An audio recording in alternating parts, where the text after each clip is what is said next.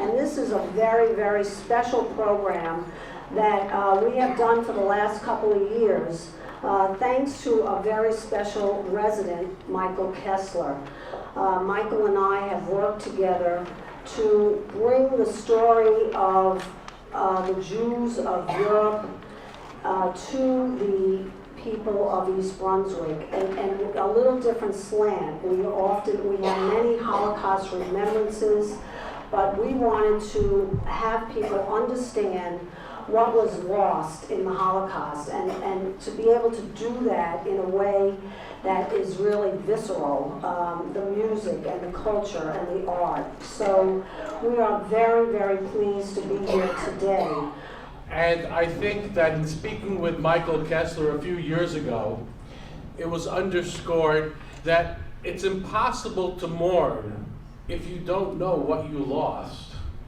So I want to start off with just a reflection that everyone in this room was affected by the loss of Polish Jewry. And everyone in this room has Polish Jewish roots.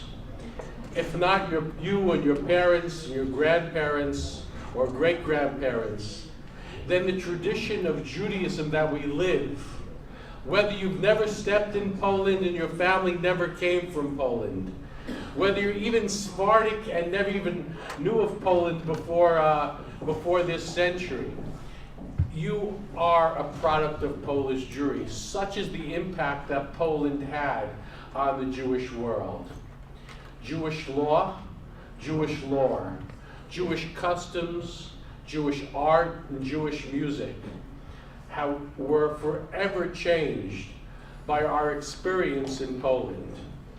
I'm not sure if you're aware of this, but around 80% of American Jews derive from Poland and the rest of Eastern Europe. This is not surprising when you consider that around 3/4 of the world's entire Jewish population resided in Eastern Europe, in what was the Polish-Lithuanian Commonwealth, by the 19th century. And the reason there were so many Jews living there by that time is it was a relatively secure and prosperous existence. Poland, Lithuania was not one long anti-Semitic nightmare.